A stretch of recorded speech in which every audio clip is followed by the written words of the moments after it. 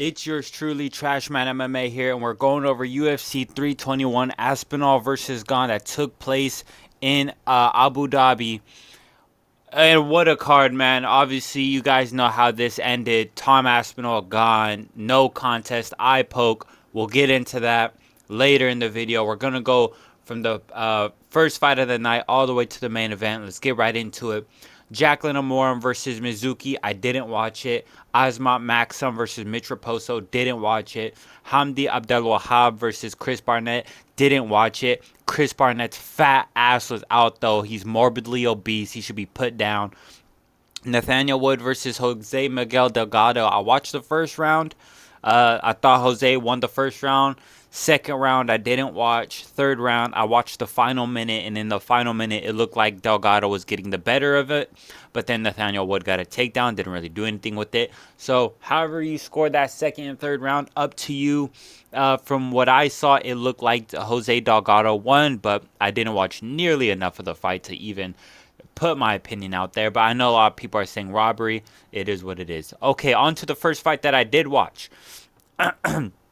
Walter Walker versus Louis Sutherland. Walter Walker does exactly what he does. He does exactly what he does. Immediately into the fight, takedown, gets Louis Sutherland down. He's a fat ass. I mean, he's so easy to topple over. He has no core strength whatsoever. So you could just shove him over like a cow.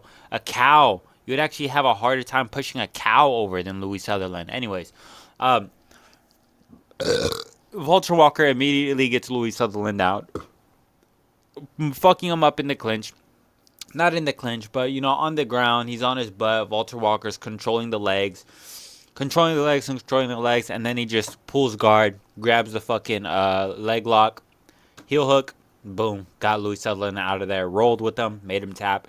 Pretty easy. Louis Sutherland's fat, Walter Walker's not, and he's skilled. I mean, this was going to be the outcome 9 out of 10 times. This fight didn't happen. I don't even know why this fight's still here.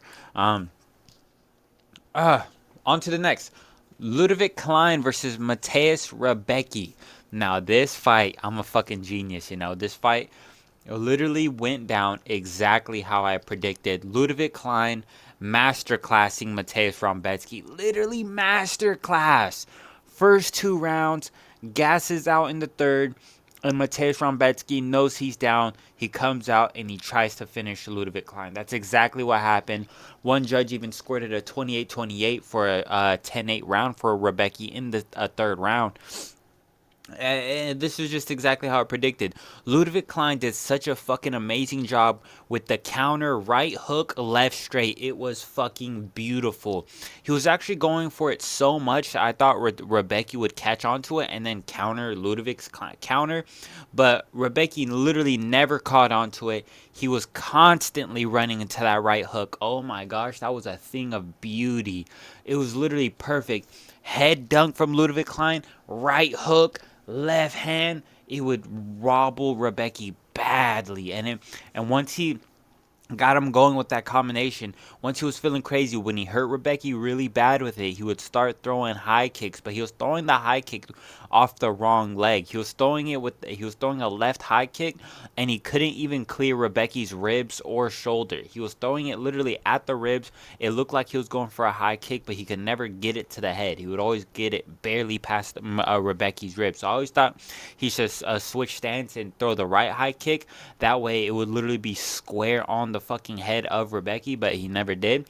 But he didn't really need to, He was piecing them up with the hands. The boxing of Ludovic Klein looked next level, while Rebecki kind of looked, too slow out there, And I said Ludovic Klein would thrive in a dogfight, and he showed that he absolutely would thrive.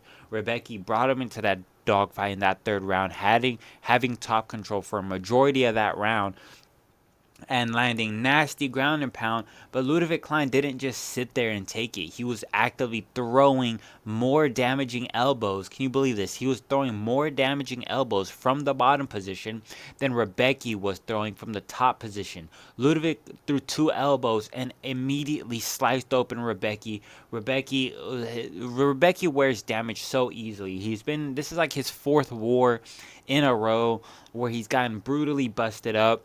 His scar tissue so light. he's just so easy to pop open. He's like a fucking balloon, you know.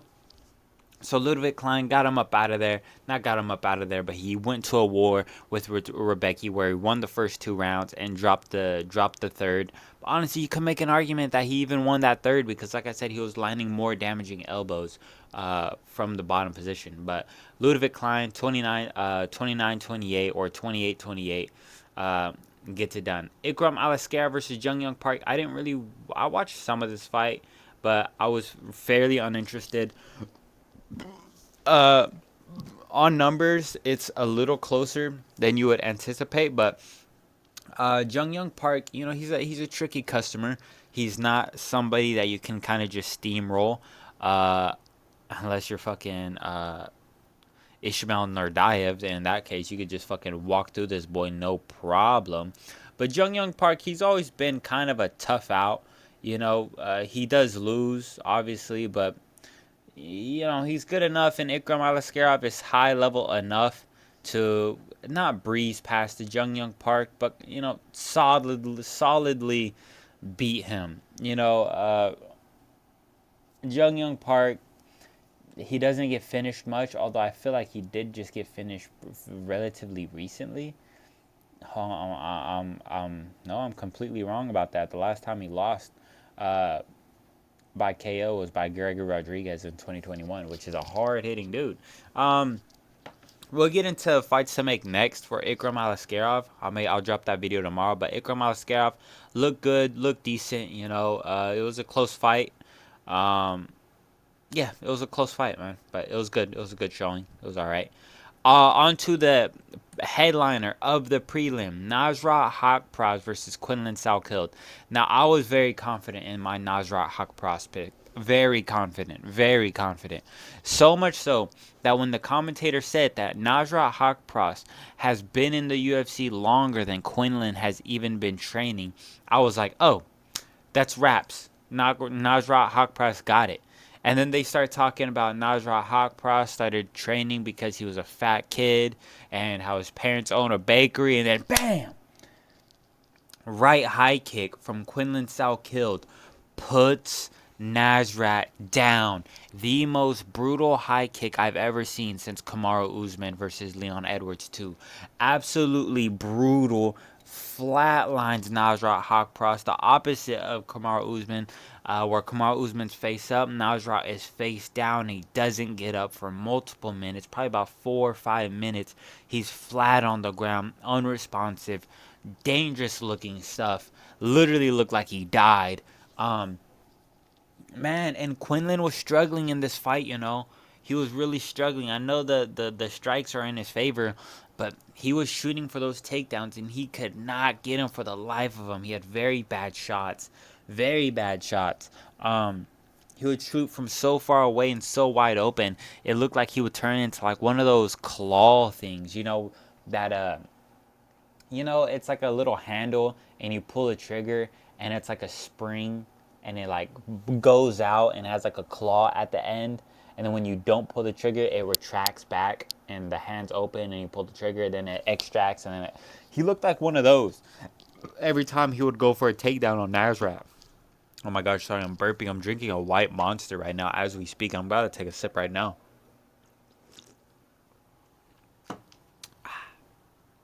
Oh my gosh, that's so good. Nasrat Haqparast, he looked good in stuffing the takedowns. Quinlan looked kind of lost on the takedown attempts. I'm surprised he shot so many. I didn't even think that would be a part of his game plan, to be honest. So that's something that I wasn't expecting. But Nasrat Haqparast shucking him off, literally pushing him off with like absolutely no effort. And once that was happening, I was like, that was Quinlan's only thing. Now he's forced on the feet. Nasrat's gonna get him, But no, Quinlan uncorks the nastiest right high kick I've ever seen in my entire life and kills Nasrat Haqparast. GG Quinlan, this kid's a fucking problem. I don't know how far he can go, He's still really unproven in a way, but, it's a good showing on 9 days' notice, but it's an opponent on 9 days' notice. But this is the best outcome you could have for fighting somebody on 9 days' notice. So, GG Quinlan.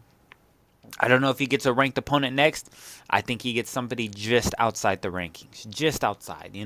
Maybe he goes up against Esteban Ribovics, or somebody else on a nice little win streak, and that person gets a 14, 15 ranked person. On to the main card. Alexander Rakic versus Asma Murzakanov.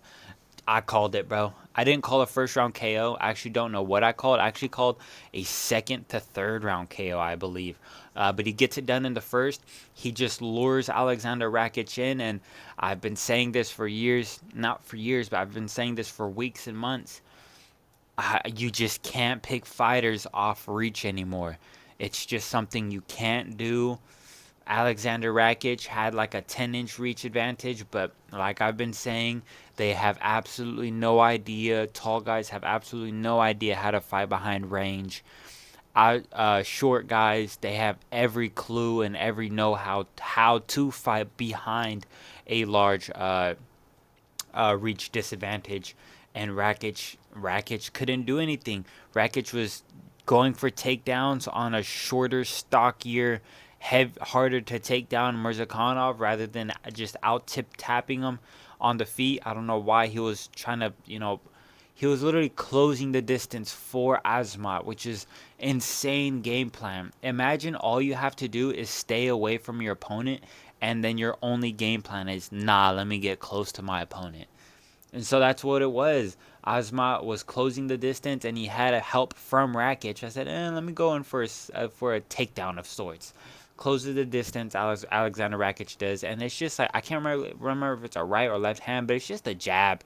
It's just a jab right on Rakic's chin, and he has no chin, which is kind of insane to say, seeing how guys like Jan couldn't put him away. Magomedov Ankalaev, or Ankalaev Magomedov, couldn't put him away. And the only person to put him away in recent times was Yuri Prokoshka. So it's kind of crazy to say that he doesn't have a chin. But I mean, if you're getting dropped with jabs like that, I think it's safe to say you just simply don't have one. And yeah, just gets put down, dropped, and covers up immediately. Doesn't try to get back to his feet, kind of quits. Azamat Murzakanov, ground and pound shots. I'm one of the only people that picked Azamat Murzakanov on MMA YouTube, so I got this pick right. On to the next, Alexander Volkov versus Yeltsin Almeida. Again, I would have picked Alexander Volkov, but he just wasn't. I would have picked him, but I did go Yeltsin Almeida.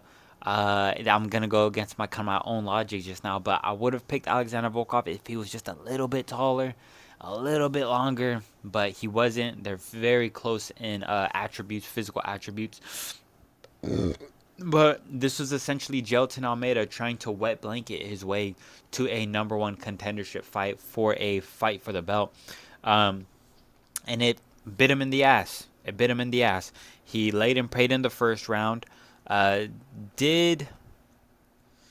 was that? I can't remember if he won the first round or the second round. Okay. It had to have been the first round then. So Alexander Volkov won the first round off of activity, even though he was taken down and controlled for most of the fight. Control means nothing when you have one strike. If you just get a takedown and you have no sub attempts and you have no significant strikes, you do not win that round. This is actually an embarrassing stat to look at. So Volkov wins the first round, not with damage, but with activity, and that's a very big difference. I don't want people saying he was more damaging, because there was no damage in this fight. This was hardly a fight. This was winning off of activity. I'm not salty that Volkov won. I love that Volkov won. I think Yeltsin Almeida should be cut. I think Salkilld Gane should be cut as well. But I'm glad that Volkov won. But I will say, I'm glad that Salkilld Gane robbed Volkov, because, I mean, just being brutally honest, if you have absolutely no takedown defense like Volkov has, then Tom Aspinall steamrolling across the cage, spearing you onto your ass, and just beating you into oblivion. Where Yeltsin Almeida is going to spear you into the ground and then lay on you. Bit of a difference, bit of a tiny difference there. So I'm glad that Volkov didn't get the title shot. I do think he should get the next one, but it is what it is. We'll just have to see him get murdered. And he deserves it, man. This was kind of a crazy thing from the UFC. Everybody knew that he got robbed against Cyril Gane, and the UFC said, "We'll make it right. We'll make it right," and then gives him the hardest matchup in the hardest stylistic matchup in the division around his weight class. So kind of fucked up, but Volkov gets it done. Jolton Almeida lays in praise in the third round again. Does nothing. Volkov lands little tippy tap shots with, fists and forearms and elbows and whatnot. Just staying busy where Jolton Almeida wasn't busy at all. Got 3 takedowns though. Every takedown, it looked like it was just easy money. Would get it. I think I don't know why they didn't credit Volkov with a takedown of his own, but he actually did get a takedown of his own in the third round, which I thought it was impressive, but yeah, Volkov wins a split decision 29-28 over Jolton Almeida. I believe I said a 29-28 split decision in favor of Jolton Almeida. I feel like I said that, no? 29-28 split decision Jolton Almeida. So I was close, but one more judge went Volkov's way, and I'm not complaining about it. He definitely won that fight in my eyes. On to the next, Umar Nurmagomedov versus Mario Batista. Umar struggled a little bit in this fight, He did struggle. And I don't want to. I know people like Kenny who are Dagestani glazers. I don't hate Dagestanis by any stretch of the imagination, but I definitely don't glaze them as well like Kenny does. And I'm not scared to admit that Umar did struggle in this fight. Even though it was a clear Umar win, it was kind of like how I guess the fight that I want to compare it to the most would be Brandon Moreno versus Steve Erceg, where Brandon Moreno clearly wins every round, but Mario Batista is looking good and he's kind of in there. Kind of like how Steve Erceg was in that Brandon Moreno fight. Clearly losing, but the glimpses of success that he had, he looked good. He looked calm. He looked composed. He looked like he knew what he was doing in there. It looked like Umar was just simply one step ahead of him. The only time where that wasn't the case was in the second round, pretty early on into the round, where Mario Bautista uncorks a right high kick, and Umar Nurmagomedov is so pressed up against the fence that it actually lands with Mario Bautista's knee right on Umar's head. And Umar gets wobbled, but he has great composure. He has great kind of awareness of his body, not to show weakness and not to show that he's hurt. So he's very calm and he's very composed. I can really respect that about Umar. We've seen that against when he took that fight on like short notice against some other dude. It was like in the Apex, and he got just hit with an overhand right and kind of dropped. It was like that. So we've definitely seen Umar get hurt and wobbled, but it's nothing outstanding. Mario Batista, I thought he had a better showing in round 1, but Umar did kind of just take him down, control him, have his back. It wasn't like an Almeida control where he's just, wet blanketing him. Umar is actually, they're having nice scrambles, honestly. Great scrambles in the first round. Mario Batista gets like a heel hook or like a toe hold or something, and he's cranking on Umar's foot, and it looks nasty. It looks brutal. Didn't think Umar was going to tap to pain or anything like that, but it is definitely something to, think about in how Umar walks after that. Definitely looked painful. But good scrambles from Mario Batista. Like I said, he was calm, he was composed, he kind of knew what he was doing. Great wrestler, great grappler, but Umar was always just kind of one step ahead. And second round, I mentioned the high kick from Mario.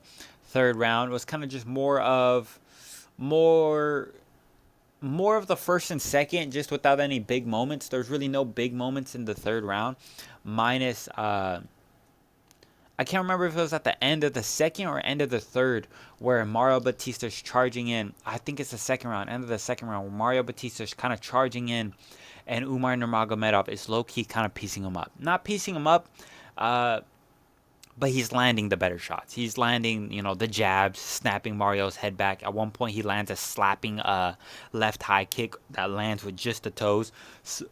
Kind of slaps Mario Batista's face with it. So he definitely was the more active one, the more accurate one as well. Just landed the better shots and was way more active. And in the third round, like I said, nothing really of crazy significance happen. More of the first and second, just without any big moments. And Mario Batista couldn't really capitalize. At the end, you see him going for it. You see him charging Umar. And, he looks good. And then, like typical Dagestanis do, and you can't even really say that this is false, they always walk away with 2-3 seconds left on the clock and raise their hands, which I always think is corny when any fighter does it. Go to the bell's done.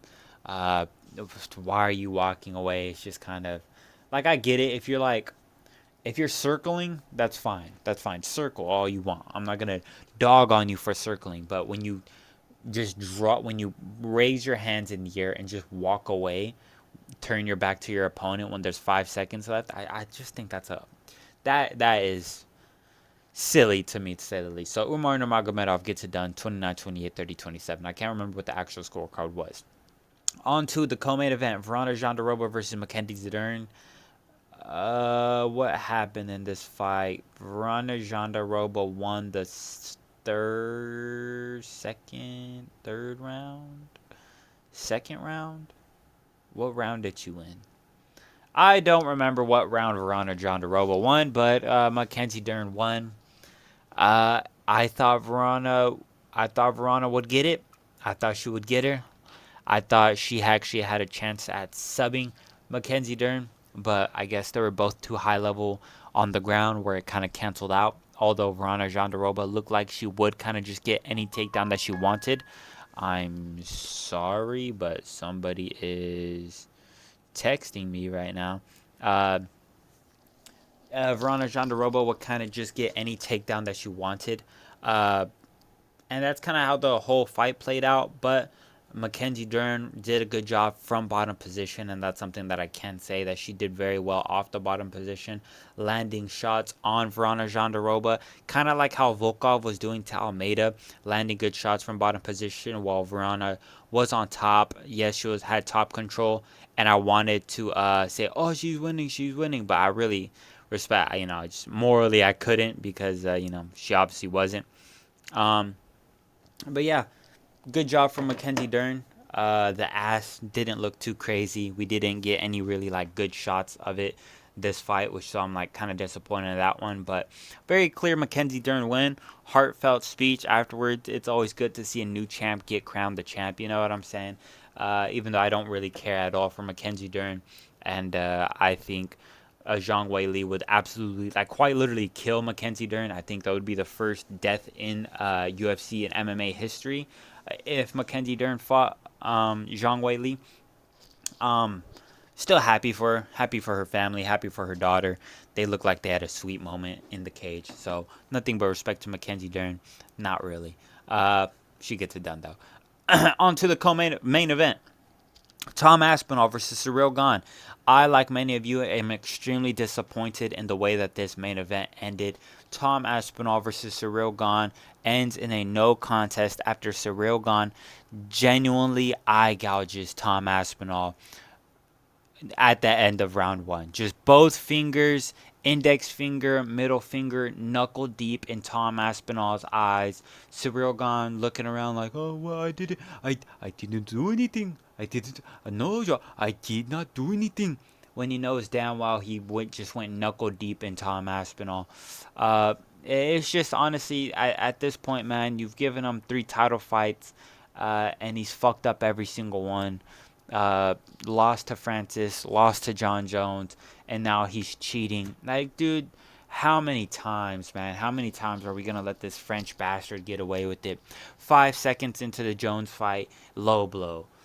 Not even a full round into this fight, and he's knuckle deep in Tom Aspinall's eyes. And at first, like many of us, I think we all thought that the eye poke wasn't that bad. I think you all kind of see it, even before the immediate replay. It didn't look that bad.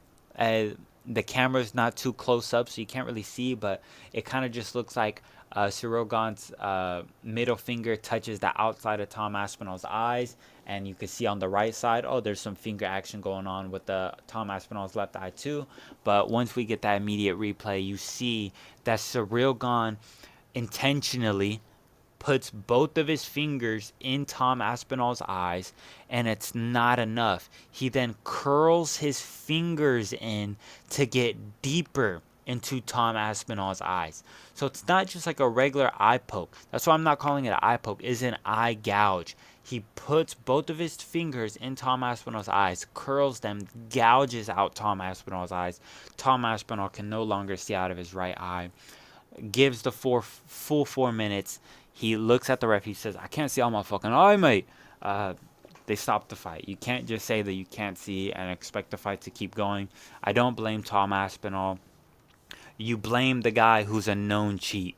Like if Cyril Gane was a respectable fighter and had a track history of not cheating, then all right, no worries. I wouldn't really shit on Gane, but Gane has a track record and history of being a known cheater. Low blows, cage grabs, eye pokes. He's like a new John Jones. And it's just a tragic to see a fight end like this.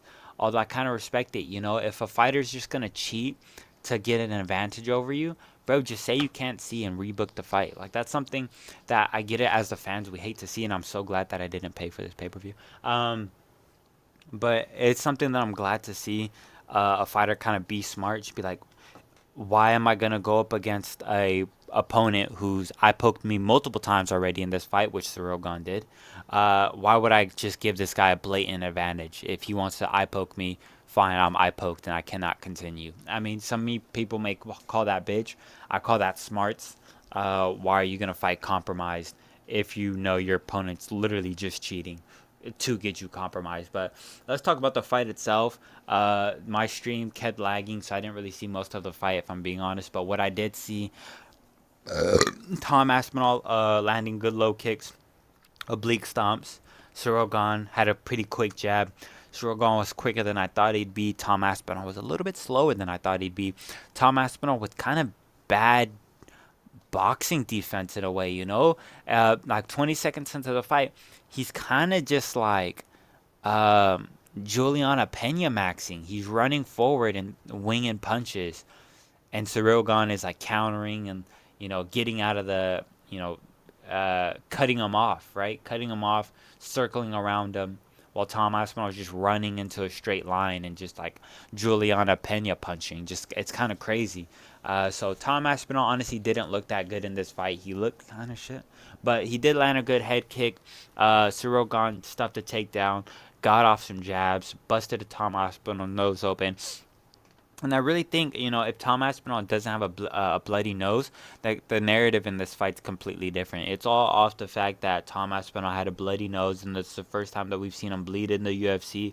So people are saying, oh, Cyril Gane was figuring him out. Cyril Gane was piecing him up, which it was a close fight. On numbers, you see Cyril Gane was up by 3 strikes. So it was close and it was competitive, but by no means was it figuring out Tom Aspinall by landing a couple jabs. By no means was it Cyril Gane was dog walking Tom Aspinall. It was just a close competitive fight, man. And it's sad to see Tom Aspinall go out this way with the no contest. Cut Cyril Gane. He doesn't deserve an immediate rematch. He didn't beat Volkov. He didn't beat Tom Aspinall.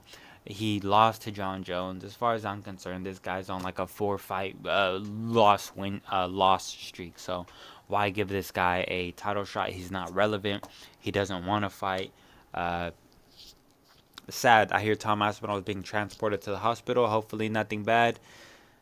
I'll get out the fights to make video tomorrow, man. It's just, you just hate to see a card end this way, man. It's so tragic.